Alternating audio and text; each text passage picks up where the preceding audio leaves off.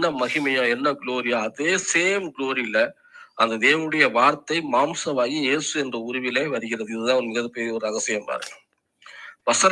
வசனம் வந்து உருவாயிடுச்சா, வசனம் ஒரு பிராக்டிக்கலா ஒரு பிசிக்கலா உருவாயிடுச்சா அப்படின்னு பாத்தீங்கன்னா அதுதான் இயேசு கிறிஸ்து. இயேசு கிறிஸ்துக்கு இன்னொரு பேர் வந்து ஜீவ வார்த்தை பாருங்க. 18 வசனம் சொல்லியிருக்குது, தேவனை ஒருவனும் ஒரு காலம் கண்டதில்லை, பிதாவின் மடியில் இருக்கிற ஒரே பேரான குமாரனை வெளிப்படுத்தினார். அப்படின்னா என்ன அர்த்தம் அப்படின்னா, இயேசு கிறிஸ்துவ நீங்க பார்த்தீங்க அப்படின்னா பிதாவாக பார்த்தீங்க.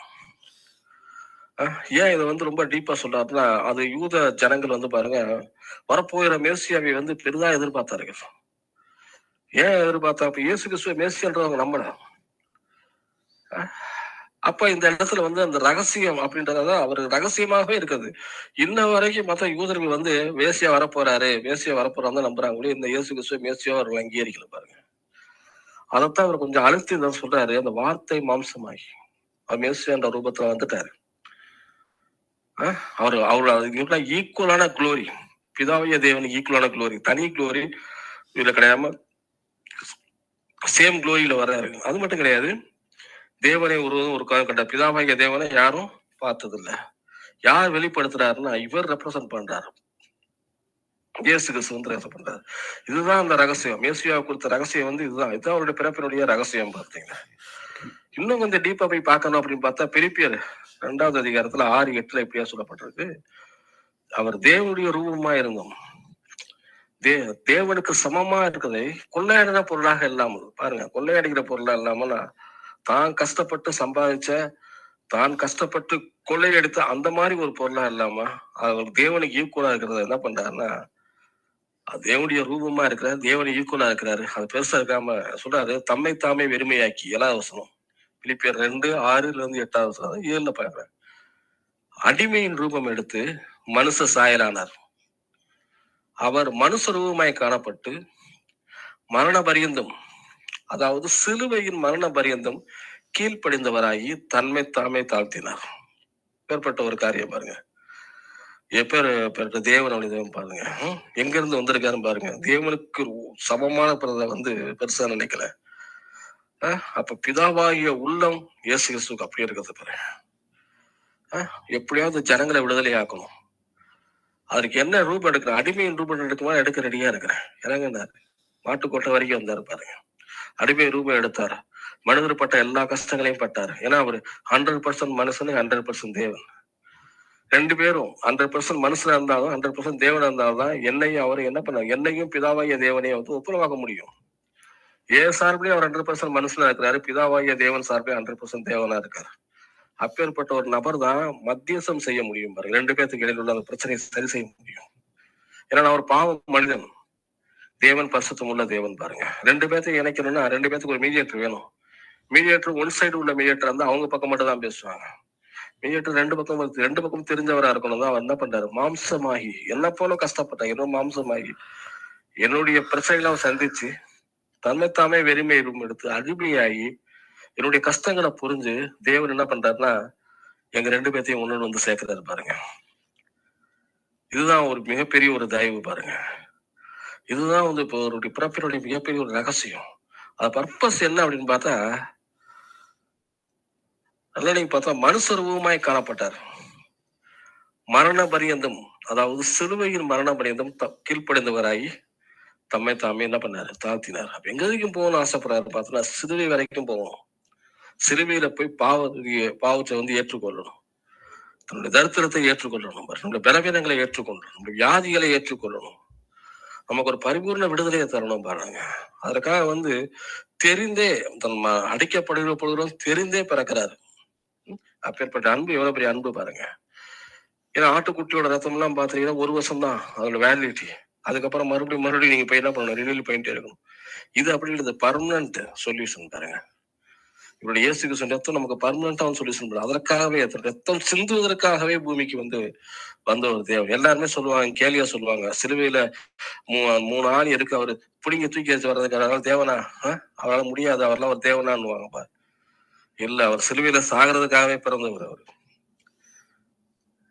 எல்லாத்தையும் சொல்லுங்க, சிலுவைக்கு பிறப்பே வந்து சிலுவையை நோக்கிதான் போறது. அதனாலதான் போட்டிருக்கு 8வது வசனம் எல்லாம் பாத்தீங்கன்னா அவர் மனுஷ ரூபமாய் காணப்பட்டு மரண பரியந்தம், சிலுவை வரைக்கும் அதாவது சிலுவையின் மரண பரியந்தம் கீழ்ப்பறவை தலைமை தாமே தாழ்த்தினார்.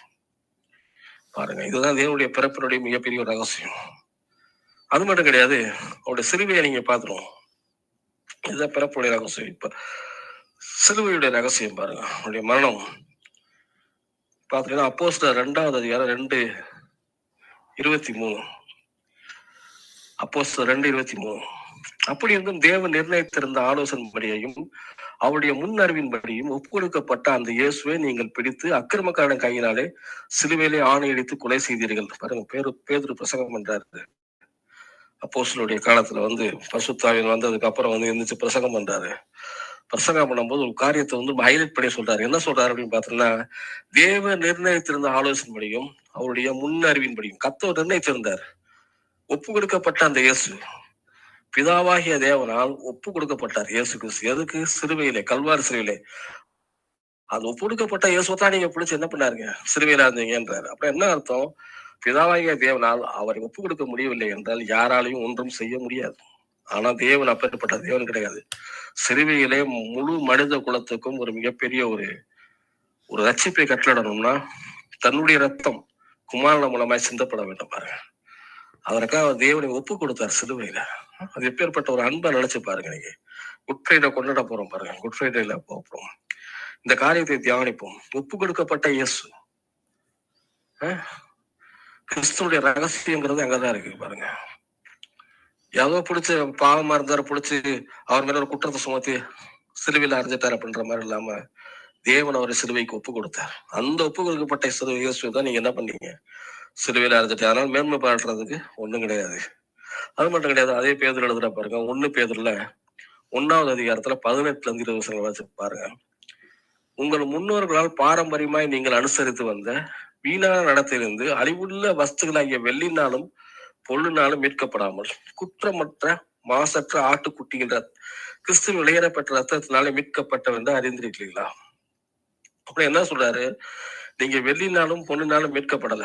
அப்படின்னா என்ன அர்த்தம் அப்படின்னா, இத்தனை கிலோ வெள்ளியை கொண்டு வா, இத்தனை கிலோ நீங்க தங்கத்தை கொண்டு வா, உனக்கு மீட்பை கொடுத்துட்றேன் அப்படின்னா நீங்க நானும் மீட்கப்பட முடியாது. ஏன்னா நம்மளோட பெரிய பணக்காரன் இருக்கு, கிலோ கணக்குல வச்சிருக்கான், அவன் கொடுத்து மீட்பை வாங்கிட்டு போயிடுவான். அத அப்படி சொல்லல. தேவனுடைய குற்றமற்ற ரத்தம், யாராலும் விலை கொடுத்து வாங்க முடியாத இயேசுவின் ரத்தம், விலையேற பெற்ற ரத்தம், ஒரு இலவசமா நமக்கு என்ன பண்ணாரு? சிலுவையில சிந்தி நம்மளை மீட்டு கொண்டிருக்காரு பாருங்க. 20வது வசனம் பார்த்தோன்னா, அவர் உலக தோற்றத்துக்கு முன்னே குறிக்கப்பட்டவராயிருந்து தமது மூலமாய் தேவன் மேல் விசுவாசமா இருக்கிற உங்களுக்காக இந்த கடைசி காலங்களை வெளிப்படுத்துறார். அப்ப என்ன அர்த்தம்? உலக தோற்றத்துக்கு முன்னே அப்படின்னா ஆதாம் உருவாகிறதுக்கு முன்னே, ஆதாம் பாவம் செய்யறதுக்கு முன்னாடியே கர்த்தர் என்ன பண்ணாரு? நமக்கு ஒரு ரட்சிப்பை கொடுத்துட்டாரு, ஒரு ரட்சிப்பின் அதிபதியை கொடுத்துட்டாரு. எல்லாம் சொன்னாருங்க. எல்லாம் சொல்லுவாங்க பாருங்க, நீ ஆதாம் பாவம் செய்யலாம் விட்டோம்னா அவ்வளவு பிரச்சனை கிடையாது, அவன் செஞ்சதுனாலதான் அவ்வளவு ப்ராப்ளம் கிடையாது. இல்ல, அதுக்கு முன்னாடியே சொல்யூஷனே கர்த்தர் வச்சிருக்கிறாரு. ஆதாம் பாவம் செஞ்சதுக்கு அப்புறம் பிதாவை தேவன் மண்டே அப்படி சொல்லிட்டு இருந்தாரு, என்ன பண்றதுனே தெரியல அப்படின்னு யோசிச்சாரு போட்டிருக்காரு. இல்ல, தேவன் சர்வ ஞானி, அவருக்கு எல்லாமே தெரியும் பாருங்க. சகலத்தையும் படைத்து அதற்குரிய சொல்யூஷனையும் படைச்சு பூமியை இயேசுக்கு உலகத்துக்கு அனுப்பினாரு பாருங்க. மேற்பட்ட ரகசியம் பாருங்க, இந்த சிறுவையை கொடுத்த ஒரு ரகசியம்ன்றது. அதைத்தான் சொல்றாரு அந்த இடத்துல குலேசியருக்கு, இயேசுவை கொடுத்த ரகசியம்ன்றது எப்படிப்பட்டதா இருக்கு பாருங்க. விமர்சனம் வாசிக்கிறேன் பாருங்க. கொரிந்தியருக்கு 1 கொரிந்தியர் 2வது அதிகாரம் 7-8 வசனம். உலக தோற்றத்துக்கு முன்னே தேவன் நம்முடைய மகிமைக்காக ஏற்படுத்தினதும் மறைக்கப்பட்ட ரகசியமான தேவ ஞானத்தையே பேசுகிறோம். அதை இப்பிரபஞ்சத்தின் பிரபுக்கள் ஒருவரும் அறியவில்லை. அறிந்தார்கள் மகிமையின் கர்த்தரை அவர்கள் சிலுவையிலே அடைய மாட்டார்களே. எப்படியும் பாருங்க, உலக தோற்றத்துக்கு முன்னே தேவன் நமக்காக ஏற்படுத்தினார். ஏற்கனவே சொன்ன பார்த்தீங்களா, உலக தோற்றத்துக்கு முன்னே சொல்யூஷனை உருவாக்குனார். சொல்யூஷனை உருவாக்கி சொல்றாரு, மறைக்கப்பட்டதுமா அந்த ரகசியம். என்ன ரகசியம்? சிலுவையை குறித்த ஒரு ரகசியம். நான் சொன்ன பார்த்தீங்கன்னா, இயேசுவை குறித்த ரகசியம், பிரபு ஒரு ரகசியமா இருந்துச்சு பார்த்தோம். இப்போ என்ன பண்றாரு? சிலுவை ஒரு ரகசியமா இருந்துச்சு. அது ஒரு தேவ ஞானம். தேவ ஞானம்ங்கிறது கர்த்தர் யாருக்கு வெளிப்படுத்துறாரோ, கர்த்தர்கிட்ட உட்கார்ந்து அவர் பாதத்துல உட்கார்ந்து அமர்ந்து வெளிப்படுத்தலை பெற்றுக்கொண்டு நான் பேசுறேன் அப்படின்ற அதை பிரபஞ்சத்தின் பிரபுக்கள் ஒருவனும் அறியவில்லை. அவங்க என்ன நினைக்கிறாங்கன்னா, அறிந்தார்கள் ஆனா மகிமையின் கர்த்தரை சிலுவையிலே அறைய மாட்டார்கள். அவங்க என்ன நினைச்சிட்டாங்கன்னா, அவ்வளவுதான், அவர்தான் ஜனங்களுக்கு வந்து ஒரு குழப்பத்தை ஏற்படுத்திட்டு இருந்தாரு, பிரச்சனை ஏற்படுத்திட்டு இருந்தாரு. இந்த அண்ணா காய்பான்ற பிரதான ஆசாரியர்கள்லாம் என்ன பண்றாங்க, அவரை பிடிச்சாங்க. யூதரெல்லாம் சேர்ந்து பிடிச்சி அவர் ரோமர்கிட்ட ஒப்படைச்சு, ரோமர் மூலியமா வந்து என்ன பண்றாங்க, சிவில அரைஞ்சிட்டோம் அப்படின்னு சொல்லி ஒரே சந்தோஷம். இனிமேல் இந்த இயேசுவால எங்க எந்த தொல்லையும் கிடையாது அப்படின்றாங்க. பிசாசும் அதுதான் நினைச்சேன். அவ்வளவுதான், சிலுவையில முடிஞ்சிட்டோம்னா அவ்வளவுதான், க்ளோஸ், இனி ரட்சிப்பு அதை பத்தி பிரச்சனையே கிடையாது அப்படின்னு நினைச்சாங்க. வேதம் சொல்லுகிறது, அவர்கள் அறியவில்லை, அறிந்தார்கள் ஆனால் மகிமையின் கர்த்தரை அவர்கள் சிலுவையிலே அறைய மாட்டார்களே. Solution starts from cross, Calvary, Calvary. அந்த கேல்வரிய வந்து அவங்க எண்டுனாங்க. ஆனா கேல்வரிக்கு அது எண்டு இல்ல, அதான் பிகினிங். அங்க இருந்து ஆரம்பிச்சு வேற மாதிரி ஆயிப்போச்சு. அதனால சொல்றாரு, பிரபஞ்சத்து பிரபுக்கள் ஒரே அறிவு இல்லை. அந்த ரகசியம் என்ன, உலக தோற்றத்துக்கு முன்னே தேவன் நம்முடைய மகிமைக்கா ஏற்படுத்துறது மறைக்கப்பட்டதும் அந்த ரகசியத்தை தேவ ஞானம், அது அந்த தேவ ஞானம் சொல்றாரு, அது வெளிப்படுத்தலுடைய ஞானம் பாருங்க. சிலுவையை குறித்து ஒரு ஞானம், அது ரொம்ப ரொம்ப முக்கியம் பாருங்க. அப்படி ஒருவேளை அதனாலதான் பிசாசு வந்து அந்த இடத்துல தான் தோத்து போயிடுறான். அவர் நினைச்சிட்டான் இயேசு கிறிஸ்து கதை முடிஞ்சதுன்றாரு. இல்ல, அங்க இருந்து ஆரம்பிக்குது ரட்சிப்பே. இன்னொரு வசனம் வாசிக்கிறேன் பாருங்க. 1 கொரிந்தியர் 15வது அதிகாரம் 3-4 வசனங்கள். நான் அடைந்ததும் உங்களுக்கு பிரதானமான ஒப்புவித்ததும் என்னவென்றால், கிறிஸ்துவானவர் வேத வாக்கியம்படி நம் பாவங்களுக்காக மரித்து அடக்கம் பண்ணப்பட்டு வேத வாக்கியம்படி 3ஆம் நாளில் உயிர்த்தெழுந்தார். உயிர்த்தெழுதலுக்கு போயிட்டு சிலுவையை பார்த்தோம், ஒரு மிகப்பெரிய ரகசியத்தை பார்த்தோம் பாருங்க. அதுக்கப்புறம் இப்ப என்ன வந்துடும் அப்படி பார்த்துட்டா, அவருடைய உயிர்த்தெழுதலை பார்க்க போறாரு. 3வது ரகசியம் உயிர்த்தெழுதல். இயேசு உயிர்த்தெழுதல் எப்படி உயிர்த்தெழுதாருங்க போட்டு பாருங்க. அவர் அடக்கம் பண்ணப்பட்டு வேத வாக்கியங்களின்படி 3ஆம் நாளில் உயிர்த்தெழுந்தார். இப்ப என்ன அர்த்தம், வேத வாக்கியம் அவருக்கு என்ன தீர்க்க தரிசனம் சொல்லுகிறதோ அதன் வரைக்கும் என்ன பண்றாருன்னா, அவர் வந்து உயிர்த்தெழுறார், அடக்கம் பண்ணப்பட்டு உயிர்த்தெழுறாரு. அதாவது எப்படின்னு அர்த்தம், இது மனுஷனால் உண்டான ஒரு காரியம் கிடையாது, மனிதன் மூலமாய் நடந்தது. ஆனா மனிதனால் உண்டான காரியம் கிடையாது. அதெல்லாம் புரிஞ்சு வைத்துக்கோங்க. தேவன் பிதாவைய தேவன் கிறிஸ்துவை ஒப்பு கொடுத்தார். அவர் ஒப்பு கொடுத்ததுனால சிலுவை வந்து அவரோட வாழ்க்கையில் இடைப்பட்டு பாருங்க. சிலுவை மூலியமா ரட்சிப்பு நமக்கு வந்துச்சு. அதான் சொல்றாரு, வேத வாக்கியன்படி அவர் வந்து ஒப்பு கொடுக்கப்பட்டார், நம்முடைய பாவங்களுக்காக மதித்தார், மிகப்பெரிய விடுதலையை கொடுத்தார். அப்ப 3ஆம் நாள் ஒப்பு கொடுக்க சிலுவைக்கு போன தேவனும் வேத வாக்கியன்படி சிலுவையை மட்டும் குறிக்கல, வேத வாக்கியம்படி 3ஆம் நாளில் உயிர்த்தெழுந்தான் இருப்பார். அப்ப உயிர்த்தெழுதலையும் குறிக்கிறது. அப்ப என்ன அர்த்தம், இயேசு கிறிஸ்துவுக்கு வேத வசனத்துல நன்றாக தெரியும் பாருங்க. அவருக்கு நன்றாக தெரியும் 3ஆம் நாள் என்ன பண்றாரு, சிலுவைக்கு போறது மற்றவங்களுக்கு மிகப்பெரிய விடுதலை மட்டும் கிடையாது, உயிர்த்தெழுதல் மட்டும் கிடையாது. மனுஷன் வந்து அந்த சிலுவையை வரைக்கும் தான் நினைச்சான். இயேசு கிறிஸ்து மரணம் வரைக்கும் தான் அவருக்கு தெரியும், அதுக்கப்புறம் பின்னாடி என்னன்னு தெரியாது. பிசாசுக்கு அப்படிதான், யூதர்களுக்கு அப்படிதான், ரோமர்களுக்கு அப்படிதான், அப்படி பிரதான ஆசிரியர்களுக்கு அது வரைக்கும் தான் அவர்களுக்கு நல்லா தெரியும் பாருங்க. ஆனா உயிர்த்தெழுந்தார், அதுதான் அவருடைய உயிர்த்தெழுதலை கொடுத்த ஒரு ரகசியம் வந்து பாருங்க. அந்த வேத வசனத்தை சரியாக அவர்கள் வியாக்கணம் செஞ்சிருப்பாருன்னா அவர்களுக்கு தெரிஞ்சிருக்குமே, 3ஆவது மாசம் இவரைத்தான் வந்து குறிக்கிறது அந்த வேத வசனம், இவர் தான் சிலுவையில மறிக்க போறாரு, இவர் தான் பாவத்திலிருந்து விடுதலை கொடுக்க போறாரு, இவர் தான் உயிர்த்தெழ போறாரு தெரிஞ்சிருந்து அவன் சிலுவையில இறந்திருக்க மாட்டாங்க.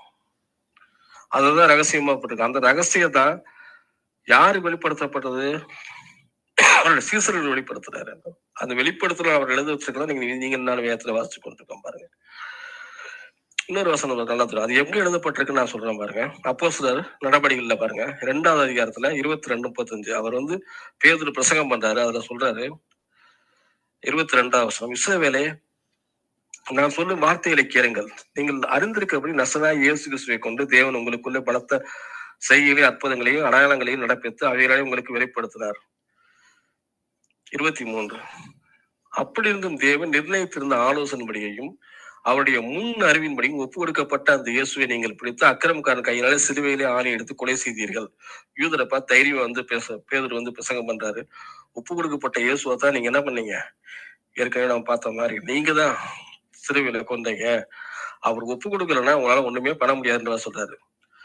24 வசனம், தேவன் அவருடைய மரண உபாதியின் கட்டை அவிழ்த்து அவரை எழுப்பினார், அவர் மரணத்தினாலே கட்டப்படக்கூடாது இருந்தது. இத வந்து சொல்லிட்டே இருக்கும்போது அவர் வந்து இன்னொரு வசனத்தை வந்து ரெஃபர் பண்றாரு. எதை சொல்றாருன்னு பார்த்தா தாவீதுக்கு நேரா போறாரு பாருங்க. வாசிக்கிறேன் நானுங்க. 25வது வசனம் பாருங்க. அவரை குறித்து தாவீது, கர்த்தரை எப்பொழுது எனக்கு முன்பாக நிறுத்தி கொண்டிருக்கிறேன், நான் அசைக்கப்படாதபடிக்கு என் வலது பாசத்துல இருக்கிறார்கள். தாவீதுடைய தீர்க்க தரிசனம் பாருங்க. அவர் சங்கீதத்துல தீர்க்க தரிசனமா எழுதப்பட்டிருக்கு. என்ன எழுதப்பட்டிருக்கு அப்படின்னு பாத்தீங்கன்னா, தேவன் வலது பாசத்துல இருக்கிறார் அப்படின்றாரு. அதனால என் இருதயம் மகிழ்ந்தது. 26வது வசனம். என் நாவு கலிகூர்ந்தது, மாம்ச நம்பிக்கையோட தங்கியிருக்கும். என் ஆத்மாவை பாதாளத்தில் உம்முடைய பசுத்த நாளை காண ஓட்டினார். ஜீவ மார்க்கத்தை எனக்கு தெரியப்படுத்தினேன். உம்முடைய சன்னிதானத்திலே என்னை சந்தோஷத்துடன் நிரப்புவீர் என்று சொல்லுகிறார். யார் சொல்றார்? தாவீது. தாவீது யாரை குறித்து தீர்க்கதரிசனம் எழுதுறாரு? இயேசுவை குறித்து வந்து எழுதுறாரு பாருங்க. அவருடைய மரணத்தையும் எழுதுறாரு, அவருடைய உயிர்த்தெழுதலையும் எழுதுறாரு பாருங்க. 23 வசனம் பார்த்தா நல்லா தெரியும். சகோதரி, கோத்திரத்தினால தாவீதை குறித்து நான் உங்களோட தைரியமா பேச இடம் கொடுங்கள். அவர் மரணம் அடைந்து மடக்கம் பண்ணப்பட்டான். அவனுடைய கல்லறை இந்நாள் வரைக்கும் நம்மிடத்தில் இருக்கிறது. அவன் தீர்க்கதரிசியா இருந்து தன் சிங்காசனத்தில் வீட்டிருக்கிற மாம்சத்தின்படி உன் சந்தியின் கிறிஸ்துவை எழும்ப பண்ணுவேன் என்று தேவன் தனக்கு சத்தியம் பண்ணியதை அறிந்தபடினால். எப்படியும் பாருங்க, பிதாவாகிய தேவன் தாவீதுக்கு சொன்னாராமா. வசனம் பாருங்க, 30வது வசனம் அப்படிதான் போட்டிருக்கு. நான் கிறிஸ்துவை உன் சந்ததியிலே கிறிஸ்துவை எழும்ப பண்ணுவேன் அப்படின்னு சொல்லி பிதாவாகிய தேவன் சொன்னாரு. அதை வந்து தீர்க்கதரிசனம் எழுதிருக்கேன் இருக்காரு. அவன் கிறிஸ்துவனுடைய ஆத்மா பாதாளத்துல விடப்படுவதில்லை என்றும் அவருடைய மாம்சம் அழிவை காண்பதில்லை என்றும் முன்னறிந்து அவர் உயிர்த்தெழுதலை குறித்து இப்படி சொன்னான் பாருங்க. இயேசு கிறிஸ்துவ மரணம் உயிர்த்தெழுதலை வந்து முன்னாடியே வந்து தாவீது வந்து தீர்க்கதரிசனமாய் பிதாவாகிய தேவன் சொல்லி தீர்க்கதரிசனம் எழுதுகிறார். 32வது வசனம் இருக்கு. இந்த இயேசுவை தேவன் எழுப்பினார், இதற்கு நாங்களும் சாட்சிகளா இருக்கிறோம். அவர் தேவனுடைய வலது கரத்தினால் உயர்த்தப்பட்டு பிதாவாகிய வாக்குத்தத்தன்படி பரிசுத்த ஆவியை பற்றி நீங்கள் இப்பொழுது காண்கிறதும் கேட்கிறதுமாக இதை பரிசுத்த ஆவியை பொழுந்தறினார். தாவீது பரலோகத்துக்கு எழுந்து போகவில்லையே. நான் உங்களுடைய சத்துருக்களை உமக்கு பாதப்படியாகி போடும் வரைக்கும் நீருடைய வலது பாசல் உட்காரும் என்று கர்த்தர் என் ஆண்டவனே சொன்னார் என்று அவன் சொல்லியிருக்கிறான். எப்படின்னு பாருங்க, இவ்வளவு பெரிய ரகசியம் பாருங்க. தாவீது வந்து ஒரு பாடி வச்சு போயிருக்காரு. பிதாவைய தேவன் சொல்லி எழுதியிருக்கிறாரு, உன் சந்ததியில கிறிஸ்துவ எழும்ப பண்ணுவேன். அவர் மறித்து உயிர்த்தல போற உயிர்த்தல மட்டும் என்னுடைய வலது பாசத்திலே எப்பேற்பட்ட அவருடைய ஃபோன் லைஃப் ஹிஸ்டரியவே ஒரே ஒரு தீர்க்கதரிசனத்தை தாவீது மூலியமா வந்து சொல்லியிருக்காரு பாருங்க. அது எங்க எழுதப்பட்டிருக்குன்னா, சங்கீதம் 16ல அந்த தீர்க்கதரிசனம் எழுதப்பட்டிருக்கு. நான் வாசிக்கிறேன் கேளுங்க. சங்கீதம் 16 8வது வசனம் வந்து 11வது வசனம் வரைக்கும் நான் வாசிக்கிறேன் பாருங்க. கர்த்தரை எனக்கு எப்பொழுது முன்பாக வைத்திருக்கிறேன், அவர் என் வலது பாரசத்திற்கு அசைக்கப்படுவதில்லை. ஆகையால் என் இருதயம் பூரித்தது, என் மகிமை களி கூர்ந்தது, என் மாம்சமும் நம்பிக்கையோட தங்கியிருக்கும். என் ஆத்மாவை பாதாளத்தில் விடீர், உங்களுடைய பரிசுத்தவானின் அழிவை காண ஒட்டீர். ஜீவ மார்க்கத்தை எனக்கு தெரியப்படுத்துவீர். உங்களுடைய சமூகத்திலே பரிபூர்ண ஆனந்தமும் உங்களது வலது பாரசத்துல நித்திய பேரின்பமும் உண்டு. யாரை குறித்து ஒரு தீர்க்க தரிசனம்? பிதாவாகிய தேவன் எப்படி கிறிஸ்துவை வந்து தாவீதுக்கு காமிச்சிருக்கான்ற ஒரு தீர்க்க தரிசனம் பாருங்க. அவருடைய ஆத்மாவை பாதாளத்தில் விட மாட்டாரு. அவர் மரணத்தை சொல்றாரு, மரணத்தை சொல்றாரு. அவர் மாம்சம் நம்பிக்கையோடு தம்பியிருக்கின்றாரு. அவருடைய ஆத்மாவை பாதாளத்தில் விடுகின்றாரு. அவருடைய பசுத்தவன் அறிவை காண விடுகின்றாரு. ஜீவ மார்க்கத்தை வெளியே தெரியப்படுத்துகிறவரு. அது மட்டும் இல்ல, அவர் சமூகத்துல பேரின்பம், அவரது வலது பாரசம், பிதாவாய தேவனுடைய வலது பாரசம் நீங்க ஆண்டவர் இருக்காரு, அந்த வலது பாரசத்துல நித்திய பேரின்பம் உண்டு சொல்லப்படுறது. எப்பேற்பட்ட ஒரு தீர்க்க தரிசனம் பாருங்க. 4 வசனம் நான் தனிப்பட்ட முறையில படிக்கும் பொழுது சங்கீதக்காரன் எனக்கு சொல்றாரு நினைச்சேன். ஆனா உண்மையை சொல்லணும்னா சங்கீதக்காரன் தீர்க்க தரிசனம் மூலியமா இதை வந்து இயேசு கிறிஸ்துவை வந்து குறித்து சொல்றாரு பாருங்க. பேர்பட்ட ஒரு ரகசியம். இதைத்தான் சொல்றாரு பவுல் வந்து குலேசிக்கு எழுதும் போது, நான் வந்து ரகசியத்தை வந்து சொல்றேன். என்ன சொல்றாரு? நீங்க குலேசி 4 அதே வருஷம் படிப்பாங்க. 4:2 கிறிஸ்துனுடைய ரகசியத்தின் நிமித்தம் கட்டப்பட்டிருக்கேன் நான், ஜெயில இருந்து சொல்றாரு. நான் சொல்றேன், அதை வெளிப்படுத்துறதுக்காக சொல்றேன். திருவசனம் வந்து என்னோட வாழ்க்கை செல்லணும், அது வாசல் திறங்குடிகளுக்காக வேண்டிக் கொண்டாரு. கிறிஸ்துடைய ரகசியங்கிறது தான். அவரோட பிறப்பை குறித்த ரகசியத்தை பார்த்தோம், அவருடைய சிலுவை மரணத்தை குறித்து ஒரு ரகசியத்தை பார்த்தோம், உயிர்த்தெழுதல் ரகசியம் பாருங்க. தாவீதுல இருந்து ஆரம்பிக்கணும். அங்க இருந்து வந்து எப்படி வந்து அது அருமையா வந்து இவர் விளக்கம் கொடுக்குறாரு பாருங்க பேதுரு வந்து. அப்ப இப்படி ரகசியத்தை பார்த்து பாருங்க. கடைசியா ஒரு வார்த்தையை வந்து நம்ம பார்க்க போறோம். இன்னொரு ரகசியம், 4வது ரகசியம். தேவன் நம்மோடு இருக்கிறார். எங்க இருக்கிறார் பார்த்தோம்னா, கொலேசியர் 1வது அதிகாரம் 27வது வசனம் பாருங்க. புற ஜாதிகளுக்குள்ளே விளங்கிய இந்த ரகசியத்தின் மகிமையின் ஐஸ்வர்யம் என்னது? பாருங்க, அந்த ரகசியத்துடைய மகிமை, குளோரியஸ் ரிச்சஸ் என்ன அப்படின்னா, தேவன் தம்முடைய பசுத்தவான்களுக்கு தெரியப்பட்ட சித்தமானார். கிறிஸ்துவானவர் மகிமையின் நம்பிக்கையாக உங்களுக்குள் இருப்பதே அந்த ரகசியம். எப்பேற்பட்ட ரகசியம் பாருங்க. கிறிஸ்துடைய ரகசியம், மிஸ்டரி ஆஃப் கிரைஸ்ட் என்ன அப்படின்னா, the mystery concerning about Christ என்னன்னா, அவர் நமக்குள்ளே இருக்கிறார். அந்த ரகசியம் எங்க இருக்கு அப்படின்னு பாத்தீங்கன்னா, அது யூதர் மூலியமா ரட்சிப்பு வந்து யூதர் மூலியமா என்ன பண்ணுச்சு, அப்படியே ஆபிரகாம் சந்ததி மூலியமாக அப்படியே வெளியேறியது பாருங்க. கிறிஸ்து மூலியமா அப்படியே புற ஜாதி யாரெல்லாம் இயேசு ஏற்றுக்கொள்கிறார்களோ, இந்த உலகத்துல எந்த மூலையில இருந்தாலும் சரிதான், எந்த இடத்துல இருந்தாலும் சரி, எப்பேற்பட்ட கஷ்டமான சூழலில் இருந்தாலும் சரிதான், யாரெல்லாம் இயேசுவை விசுவாசித்து அவர் ஆண்டவர் என்று ஏற்றுக்கொள்கிறார்களோ, இந்த ரகசியம் என்னன்னா, நான் சொல்றேன் வந்து, அவர் உங்களுக்குள்ளே மகிமையின் நம்பிக்கையா இருக்கிறார். மிகப்பெரிய ஒரு நம்பிக்கையா இருக்கிறாரு. ஏதோ பரலோகத்துல மட்டும் கிடையாது, பூலோகத்திலையும் உங்களை எந்த சூழ்நிலையும் உங்களை தாங்கி பிடிக்கிற தேவன் பாருங்க. உங்களை வழி நடத்துகிற தேவன், உங்களை ரட்சிப்புக்கு நேராக வழி நடத்துகிற தேவன், நித்தியத்துக்கு நேராக வழி நடத்துகிற தேவன், உங்களுடைய தேவைகளை சந்திக்கிற தேவன் பாருங்க. நம்முடைய கஷ்டங்களை அறிந்திருக்கிற தேவன், நமக்கு ஆறுதல் அளிக்கிற தேவன், கண்ணீர்களை துடைக்கிற தேவன், நம்ம இழந்ததை மீட்டு கொடுக்கிற நம்முடைய தேவன் பாருங்க. நம்ம அவமானத்துல இருந்து நித்திய சந்தோஷத்துக்கு நேரம் நடத்துகிற நம்முடைய தேவன் பாருங்க. அப்பேற்பட்ட தேவன் மகிமையின் நம்பிக்கையாக நமக்குள்ள இருக்கிறாரு. அதான் ரகசியம்ன்றாரு. அந்த ரகசியத்தை தான் வந்து அவர் சொல்றாரு, குலேசர்கள் சொல்றாரு, கிறிஸ்துவின் ரகசியத்தை நிமித்தம் கட்டப்பட்டிருக்காரு பவுல். எனக்கு ஒரு ரகசியம் தெரியும் கிறிஸ்துவ குறிச்சு. அது என்ன அப்படின்னா, அவருடைய பிறப்பா கொடுத்த ரகசியம் தெரியும், அவருடைய சிலுவையின் ரகசியம் தெரியும், அவருடைய உயிர்த்தெழுதலை கொடுத்த ரகசியம் தெரியும், கடைசியா அவர் உங்களுக்குள்ள இருக்கிறாரு பாருங்க, அதுதான் மிகப்பெரிய ரகசியம். அது நீங்க வந்து புரஜையா எந்த ஒரு இதுவா இருந்தாலும் சரிதான், எந்த இனமான இருந்தாலும் சரிதான், எந்த கலர்களா இருந்தாலும் சரிதான், எப்பேற்பட்ட ஒரு ஆளா இருந்தாலும் சரிதான், உங்களுக்குள்ள கிறிஸ்து வாசம் பண்ணுகிறாரா? அப்ப மகிமையின் நம்பிக்கை அதான் இருக்கிறாரு. அது மட்டும் கிடையாது, மகிமையின் ஐஸ்வர்யம், குளோரியஸ் ரிச்சஸ். அது அந்த ரகசியம் வந்து ஒரு குளோரியஸான ரிச்சஸ், அதுக்கு ஈடா இருக்கிறது பாருங்க. அந்த சொல்றது பாத்தீங்கன்னா, அவர் தனக்குள்ள அந்த ரகசியத்தை வைக்காம தேவன் தம்முடைய பரிசுத்தவான்கள் வெளிப்படுத்த சித்தமானார் போட்டிருக்கு. அது வெளியில சொல்ல விரும்புற ஆண்டவர். என்ன விசேஷம்னா, கடவுள் உங்க கூட இருக்காரு. கேட்டுக்கொண்டே இருக்கிற இந்த சங்கம வாழ மூலியமா கேட்டுக்கொண்டிருக்க அருமையான சகோதரர் சொல்ற, நான் உங்களுக்கு ரகசியத்தை சொல்றேன், கிறிஸ்துவின் மகிமை ரகசியம் சொல்றேன். அவர் உங்களுக்காக மனுஷ ரூபமாய் காணப்பட்டு அடிமை ரூபம் எடுத்து மாட்டுக்கோட்டைகளை பிறந்து கல்வார் சிலுவையிலே போய் மிகப்பெரிய ரட்சிப்பை கொடுத்தது மட்டும் கிடையாது, அவரை உங்களோட கூட உயிரோடு எழுப்பி பிதாவாகிய தேவன் வலது பாசத்துல உட்கார்ந்து இருக்கிறாரு பாருங்க. உங்களுக்காக 24 மணி நேரம் பரிந்து பேசிருக்கிற தேவன், ரெக்கமெண்ட் பண்ணிக்கிட்டு இருக்கிற தேவன், வாய்ப்புகளை கொடுத்திருக்கிற தேவன், அவர் பல்லவத்துல உட்கார்ந்து மாத்திரமல்ல, அவர் மகிமையை நம்பிக்கையாக உங்களோடு கூட இருக்கிறார். ஜெபம் பண்ணுவோம். அன்பின் பரலோக பிதாவே, நன்றியோடு துதிக்கிற ஆண்டவரே, எங்கள் மகிமையின் நம்பிக்கையே துதிக்கிற ஆண்டவரே. கர்த்தாவே, இந்த வேலையில் உடைய ரகசியம், கிறிஸ்துவை கொடுத்த ரகசியம், பிறப்பின் ரகசியம், ஆண்டவரே சிலுவையின் ரகசியம், அந்த உயிர்த்ததின் ரகசியம் எங்களோடு கூட போதித்தராக்கா நமக்கு நன்றி ஆண்டவரே. நீர் எங்களோடு கூட இருக்கிறீர்கள் என்று விசுவாசிக்கிறோம். எந்த சூழ்நிலையிலும், எப்பேற்பட்ட சூழ்நிலையிலும் ஆண்டவரே, நீர் எங்களோடு இருக்கிறீர். நீர் எங்களை விட்டு விலகாத தேவன் ஆண்டவரே, எங்களை கைவிடாத தேவனா இருக்கிறீர். மகிமையிலே நித்தியம் தரும் மரணம் பரியந்தம் நடத்துகிற தேவன், நித்தியத்துக்கு நேரங்கள் நடத்துகிற தேவன், உங்களுடைய கரத்தில் ஆணை பாய்ந்த கரத்தில் எங்களுடைய முழு வாழ்க்கையை ஒப்படைக்கிறோம். நீரை பொருட்படுத்திக் கொள்ளும். ரட்சகர் இயேசு நாமத்தை ஜெபிக்கின்ற நல்ல பிதாவே, ஆமென். ஆமென், ஆமென். இதுவரை நேரமும் செய்தி கொடுத்தவர் பாஸ்டர் மார்ட்டின் அவர்கள்.